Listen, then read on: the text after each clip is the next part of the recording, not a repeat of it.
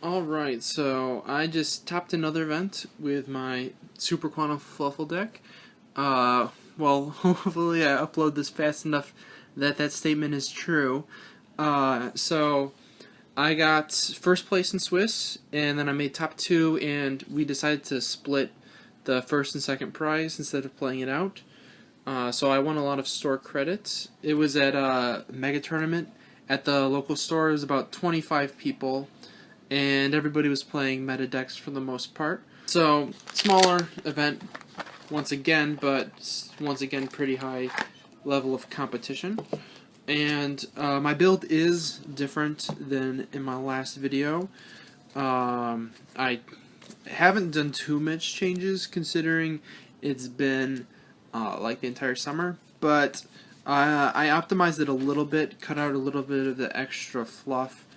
And I'm running a new engine in here, but I really did not draw into it. So I really don't have any guess as to whether or not it's good or bad. Well, besides theory. In theory, I think it's good. So I guess in this video, I'll go through a quick deck profile. And then after that, I will do a tournament report.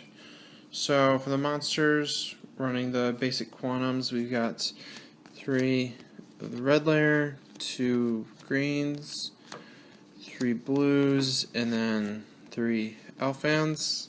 I feel like this is pretty obvious, and I really don't know why you'd ever run anything different. They were all good. Yeah. I mean, it's kind of hard to say, like, oh yeah, this one was best, this was the worst. I only have 2 super blues, by the way. I'm gonna get a third one.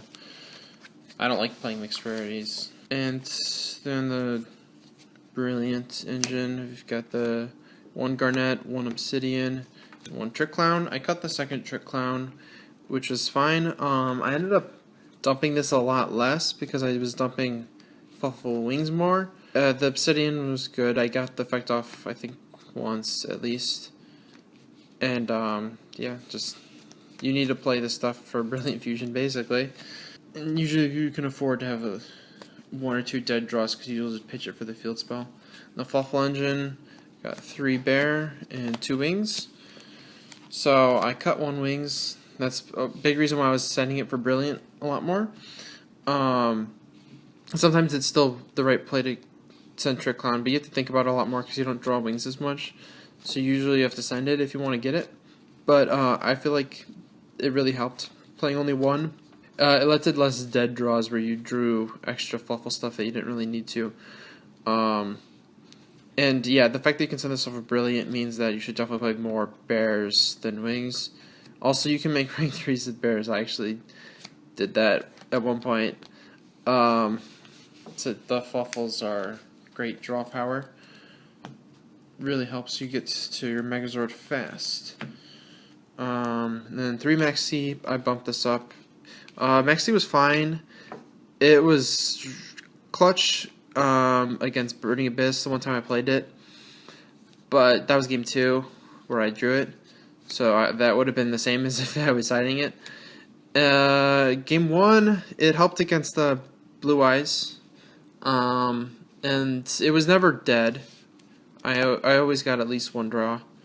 That's it for the monsters. Spell cards, we've got 3 field spells, and then 2 terraformings. You kind of need to make sure you draw into it, so I think the 2 terraformings are pretty important. I wasn't sure on them at first, but yeah, I do think you need them, so you don't have to search the field spells with blue quite as much. And if you have 2, then you just pitch it for green to get an extra draw, or you bait out your opponent to destroy 1, and then you use the second one. That actually happened a couple times. Like when I was playing against the Burning Abyss guy, he had Beatrice, and I baited it out with a field spell, but I had a second one in hand. 3 Brilliant Fusion. Brilliant Fusion is insane. Usually you can make Megazord if you have this card. As long as you have like anything to go with it. You usually need at least like a blue or an Alphan. Sometimes even just a red. Depending on what your other cards are. Because you can like send Alphan with this and then red will get the alpha back, and then you can use your extra normal summon to summon the alpha. 3 toy vendors for the Fluffal engine. This searches for either one, so you definitely want to max this out. And it's a free discard. It's great. 2 e-teles, really good. It's obvious. That was super good this weekend. And then this is the new card that I added, 2 instant fusions. So I only drew it once the entire tournament, and I did not activate it because I didn't have the board space for Norden. I had 4 monsters already, and it wouldn't have helped to summon just like a Panzer and do nothing with it. And it would have just died in the end phase and gotten a pop, which I didn't think that was worth it. So I didn't play it ever. I ended up siding it out a lot games 2 and 3 because I knew the deck worked without it, because I've been playing it without it, and I needed the side out space. Like if I couldn't side out Max C, this was my go-to card to side out, which meant I did not draw it really games 2 and 3 because I usually sided it out. So maybe it's good and maybe it's not. Not sure yet. And then the one of Soul Charge was crazy. This won me. Every single game I drew it, I won. 1 for 1, good. Yeah, not amazing, but good. And then Upstart. I decided that you need to play Upstart just for the little bit of extra consistency. I don't really like playing this index where you're playing like Brilliant Fusion, because you could draw into like a dead Garnet or a dead Trick Clown. And you can also draw like other dead combo pieces that you don't really want to draw, like a Fluffal Wings without a bear to go with it. But basically, whenever I do this, I would combo off as much as possible and then activate it afterwards to prevent myself from like drawing into the cards that I wanted to have in my deck. And that worked out pretty well. There was one point actually where I had like 10 cards in Grave before I activated Upstart, and I opened with the Upstart, so I thought that was pretty funny. But yeah, I would say Upstart was helpful overall. So I would recommend that. And then for the extra deck, it's a little bit different. Obviously, I had to make space for the instant fusion. So first of all, I'll just go through the obvious ones. 2 blue, 2 green, 2 red, 1 Megazord. Yeah, you need all of those. They're all great. This one actually, normally it's terrible, but it was actually really good. Like, there was a couple times it was clutch, for like games where I wasn't able to quite make Megazord. I made Megazord though very often. Like, I'm not sure the exact count. I probably made it 12 times in 6 matches. It was never outed. So, yeah, it was. I just made this in one, basically, just constantly. And then the 1 Seraphonite, I was playing 2, but I cut 1 to fit in the instant fusion targets. You can't summon this off of instant fusion, unfortunately. It'd be great if you could. And then generic exceeds, well, those are generic too, but non-quantum exceeds. You've got the Guide Dragon, which was very helpful. I summoned this multiple times. That's probably the most important one. And then a Utopia the Lightning and a Castel, and that's it. And I failed to summon either of these. It never came up. This is more necessary than this, in my opinion. This just outs some stuff every once in a while that you wouldn't be able to otherwise. And then the fusions, I've got 1 of each level. Dragoness for 3, Norden for 4, and Panzer for 5. This could be any level 3. There's no water ones. If there was, I would play a water one. This is like goes in match, I guess. And then Norden is just obvious. That's half the reason you're playing it. Instant fusion. And Panzer is probably the best option for 5, because in a pinch you can use its effect to destroy like a floodgate or something. But I I didn't summon any of those because I didn't activate Instant Fusion. And then the side deck, I think the side deck was pretty good. I changed it a little bit. 2 Ghost Ogres. I only sided this in against Metalfoes, and I drew it, and it was good against Metalfoes. You'd think it would be. Regeki and 2 Dark Holes. I sided these in against Monarchs. And I sided this in occasionally against other decks as well. And they were really good against Monarchs. I didn't draw them against other decks, but like you super need this against Monarchs. There was one game against Monarchs where I only won because of these. I ended up drawing all 3 of them, but I only activated the 2 Dark Holes. The Regeki I drew off of like a Fluffal Wings as I was comboing, and I ended up just pitching it for the field spell. And then 3 Twin Twisters. I took them out of the main deck. Basically, my logic was I only really need them against a couple matchups, game 1. And most of the time, I'd prefer a Max C if I'm going second. And this is obviously also only good if I'm going second. So those matchups I would probably lose if I didn't happen to draw into the Twin Twister I main decked. So I figured I was probably just going to lose that. So like game 1 against Monarchs, if I go second, I'm pretty much just losing that. If it's domain Monarchs, which is what happened. Unless I'm main decking this. So, but then I'm like hoping to draw into it. Because if I don't, I lose. So I just basically just forfeited that matchup. 1 Necro Valley, search off of Terraforming. I sided this in, but I never drew it or searched it with Terraforming. So, I don't know. It's good against a lot of stuff like Blue Eyes and Burning Abyss and lots of stuff really, but most things can out it that it's good against. It's good against Cosmo too, actually.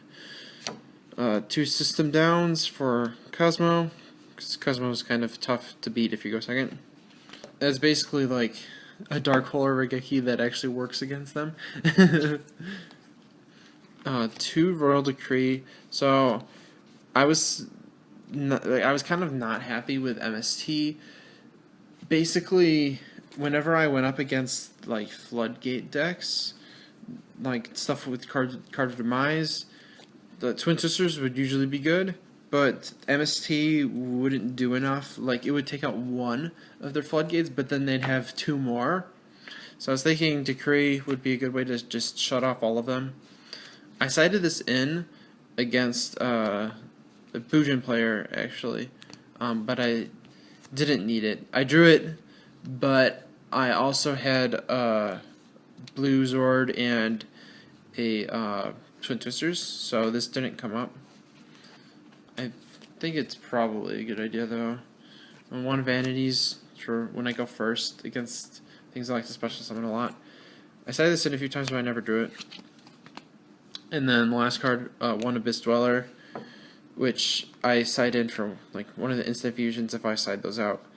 I said this in a lot, but I never summoned it. I feel like you should have it though, just for like Burning Abyss mostly. And that's it for my deck. So yeah, it was really good. I just made Megazord super consistently, basically what the deck does. So round 1, I played against a Metalfoes deck, and it was Metalfoes plus a bunch of other stuff. He was playing like Scout to make Infinity, Terratop to make Totem Bird. He's playing Apex and Raccoon plus Kieran. So game 1, I ended up going first, but I was unable to make Megazord, so I ended with a 2 Blue Zords and a Green Zord, and this was the one time where the Blue Zord actually came in handy. So I put down face down his Terratop after he summoned it and searched it to Kettenberg, so he couldn't special summon it to Kettenberg and make it rank 3. Then later on, the turn after that, I was able to put his Sloth face down after he summoned that, so I could still play. And the blue also, so the blue took out the pendulum scales, obviously, which made it difficult for him. So I was able to keep him from doing anything for a really long time, but I was just unable to get a red on board to make a rank 5 Magnoliger. So I couldn't get to Megazord, and on his, I think, 3rd turn, maybe 4th turn, I was unable to keep him from doing stuff anymore, and he just broke my board, and I couldn't recover. And then game 2, I ended up going first again, and that time I was able to make Megazord, so I just made that and won that. And then game 3, he went first, but he didn't have quite the best hand. He wasn't able to summon any of his floodgatey monsters, so he ended up with just a raccoon and something else that did nothing. I don't remember what it was. It might have been one of the fusions. And then on my turn, I opened the nuts. That was probably my best hand, especially considering the deck I was playing against. So I drew into a Ghost Ogre that turn, and I had a Twin Twisters. So I could take out his Pendulum Scales really easily, basically, and prevent him from getting his Metalfoes Pop Surge also. And also I had Soul Charge plus Brilliant Fusion, so I just made I think I made Megazord. Pretty sure I made Megazord. I didn't write down all of my matches like I do sometimes, so it's harder to remember exactly the details. So I ended up winning that one, even though I went second that time. So I was pretty happy with that. And then round 2, I went up against Boojans. So that's an easier matchup, obviously. They don't really have any issues. I don't have issues with them, except for there's the fact that they can get over Megazord with Crane or Honest. But even if they do, that's not really that big of an issue, because I can probably just summon a Megazord the next turn, because I'm going to be getting back all of the Zords with Megazord's effect. So, game 1, I went first, and I made Megazord on my first turn. He did have Crane, but I just shuffled his monster, the normal summon, into his deck, and that was basically that. Game 2, he went first. He normal summoned a rabbit and activated Kaiser and set Torrential. I didn't know it was a Torrential, obviously, until he used it. No, I think I blew it up before I used it. Yeah, I did. So I ended up first special summoning a blue with emergency teleport, and then ranking it up into the blue Zord. And he didn't torrential that because I could have just chained to destroy his Kaiser. So then I just blew up his torrential to be sure, because I knew I could get over his rabbit without needing to get rid of Kaiser. So I tributed my blue Zord for the red layer that I had in hand, and I upgraded that to rank 5 and attacked over his rabbit. And then I had a Twin Twister also, so I just set that and passed with just the red Zord. I didn't quite have Megazord then, and really I think I did have a good enough hand to make a Megazord normally if he didn't have the Kaiser, but I needed to play a little bit awkwardly to out the Kaiser, because otherwise I could have just specialed the red without tribute summoning it. And then I forgot what he did on his turn, but he couldn't really make a play. And on my turn, I just made Megazord, and that was that. And so then round 3, I ended up getting matched up against Domain Monarchs. Super fun, I know. I went second game 1. He opened with Domain plus Tribute Summoned Aether, and I scooped without doing anything because I have 0 outs in my entire deck to that. So that was fun. Game 2, I went first, and I opened Megazord.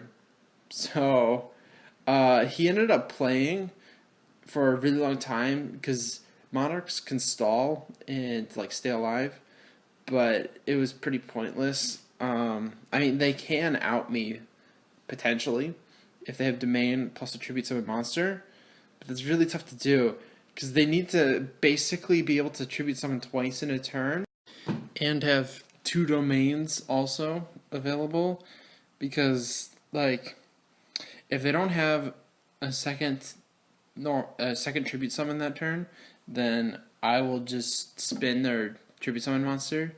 If they do, then I can just spin their field spell instead. So yeah, he like stalled with monsters in defense mode, like the Prime Monarch and the Vassals, and it's just eventually I got through all of them.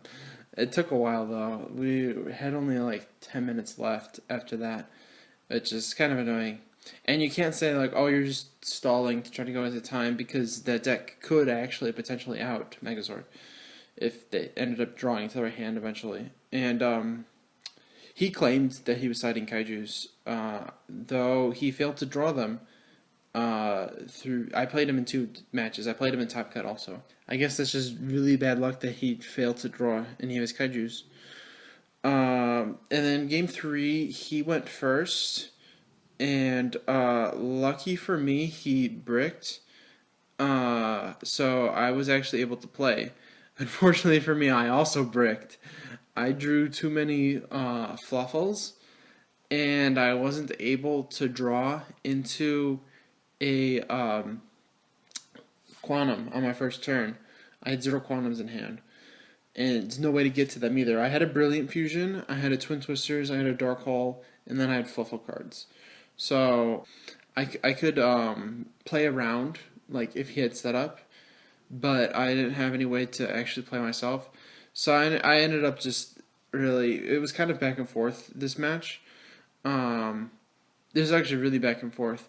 He ended up getting 3,800 damage on me, and at that point, I had a Dark Hole in my hand. So I used the first one, but by that point, I had drawn into a second one. So I activated the Dark Hole in my hand to clear off his tribute summon monsters so I could play. And I went to make a red, and he let the field spell resolve, which was a mistake. He should have tributed the red layer with his Aether and Stormforth, but he didn't. He waited until I had the red Zord out, and then he attempted to do the play at that point, but I just chained the effect of the Magnaliger to destroy his Prime that he had summoned that turn. So he didn't have 2 tributes to tribute some of the Aether, so the effect just fizzled. And at that point, he had no field, and he had already summoned his Prime that turn. So he was in a really bad spot because he didn't have anything to stop me. And we were in time at this point also, because it took so long game 2.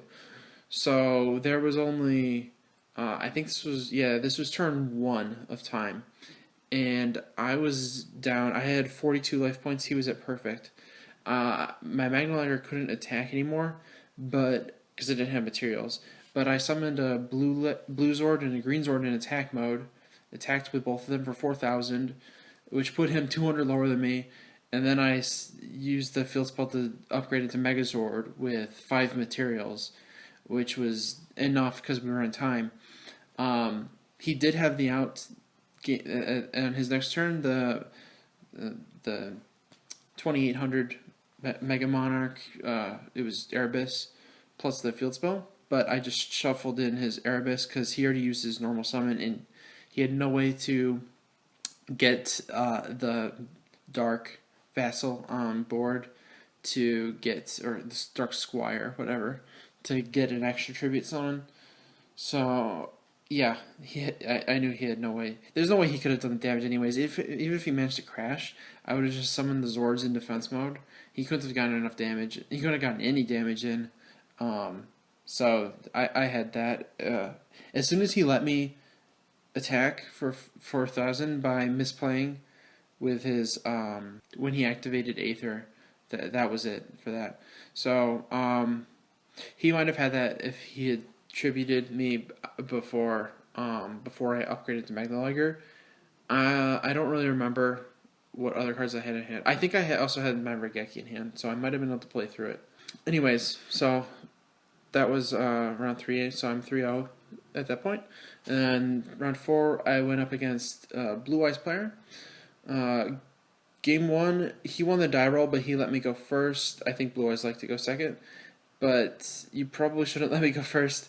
I don't know. I think he realized how scary my deck is when I go first. I just made a Megazord with like 8 materials on my first turn, and he scooped.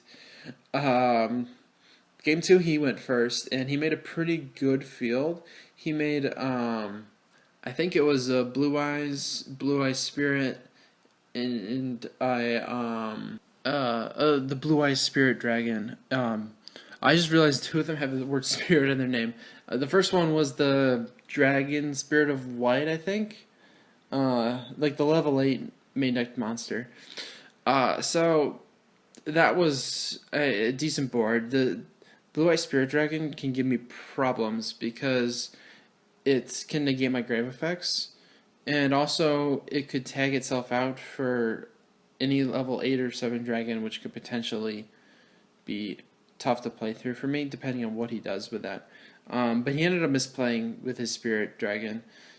So on my turn, I end up special summoning a red from my hand, and then activating Brilliant Fusion and dumping an Alphan. And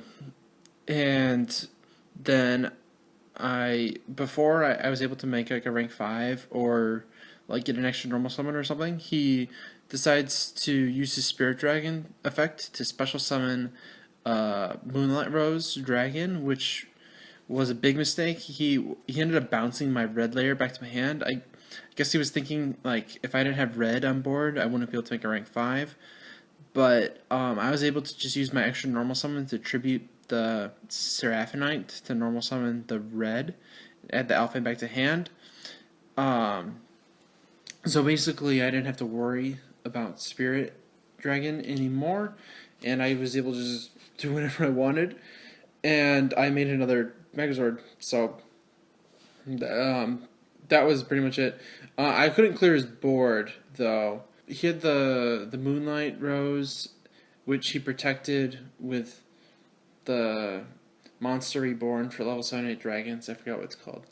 He protected it with that, and then he had his Blue Eyes in attack mode. And I shuffled his Spirit of White into his deck with my Megazord. And his turn, he summoned a level 1 tuner and used that plus Moonlight Rose to make Crystal Wing. And then he special summoned another level 8 dragon, and then he used those to make the 4,000 attack Galaxy Eyes thing, which I just bounced with Megazord. And he tried to negate Megazord with Crystal Wing, and it's like, nope, can't do that, doesn't do anything. So yeah, he was only able to make 1 Exceed. He didn't. If he could have gotten another level 8 dragon on board somehow, then he could have at that point attacked over my Megazord. I think I probably still would have won though, because I could have probably just made another Megazord after that. But yeah, he only was able to make 1, so that was basically that. That was game. Then round 5, last round of Swiss, I got matched up against Burning Abyss. So I won the die roll, went first. Game 1, I made a Megazord, and so he scooped. He didn't even try to play out of it. And then game 2, he went first. Luckily for me, I opened a Max C. This was like the one time I needed Max C. So I drew 1, 2, 3 cards because he special summoned one Burning Abyss, normal summoned another one, made it Dante, and then made a Beatrice. So I just had to play around one Beatrice while having 3 extra cards in hand. So it was pretty doable. I activated a field spell while I had one of each color on the board.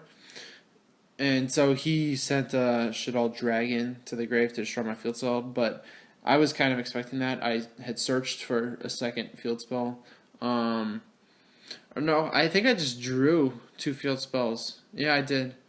So I searched something else. I think it was...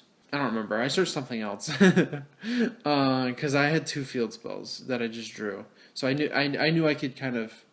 I was safe from the dragon, essentially. So he blew up my field spell with a dragon. I just activated another one. Made a Megazord, shuffled his Beatrice into his extra deck so he didn't get the grave effect. And then on his next turn he scooped. So that was the easiest match all day. Which is kind of funny because that was probably the best player I played all day. Because he was the other undefeated guy at that point in Swiss. So that was it for Swiss. I was the top seed, undefeated, and we had to cut the top 4. The top 4 match I played against the guy from 3rd round, the Monarch player. And I went first, game 1, and I made a Megazord because that's just what happens. Game 2, he tribute summoned a Karaz with a domain, which was a problem because I had an okay hand, but I had no outs, and so I couldn't play. So I just passed without doing anything. His turn, he did 8,000 damage, but he activated an upstart, so I lived barely.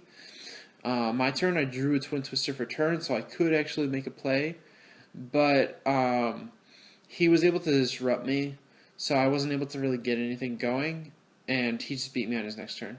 I don't think I had a Megazord worthy hand, even if he didn't disrupt me.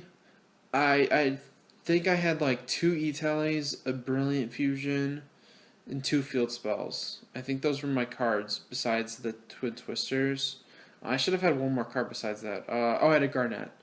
So yeah, not the best hand, but I could have done a little bit if I was going first and he wasn't able to just summon an Aether to summon a Caressed pop stuff and such. And then game 3, I went first, and I made a first turn Megazord again. And he was pretty upset about that, I could tell. Because I Megazorded him 4 times in 2 matches. Actually, somebody after that asked me how consistent it is. Like, I was playing against, it's like, oh, it's not consistent. I'm like, really? I just summoned it 4 times against you. It seems pretty consistent to me. But yeah, it is consistent. Which is good. That's why the deck is good. It's about 75% first turn Megazord if you're going first. Okay, yeah, and so then after that, it was the finals. It was the Burning Abyss guy. I had a really good chance if I played it out because I would have gone first, and I can definitely beat Burning Abyss if I'm going first.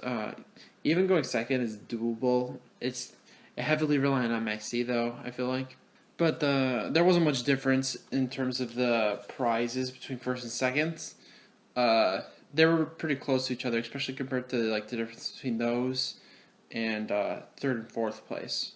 So I was happy getting in between, and then I didn't have to risk losing and getting 2nd place. And also, my grandma was visiting, so it made sense, I thought, to split it and go home, so I could hang out with my family.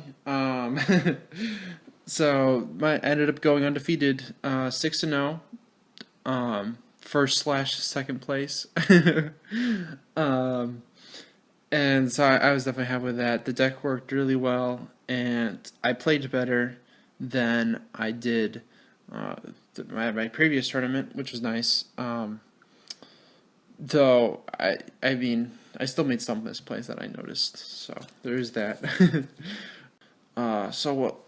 Hopefully you guys all enjoyed the video, the deck profile and the tournament report.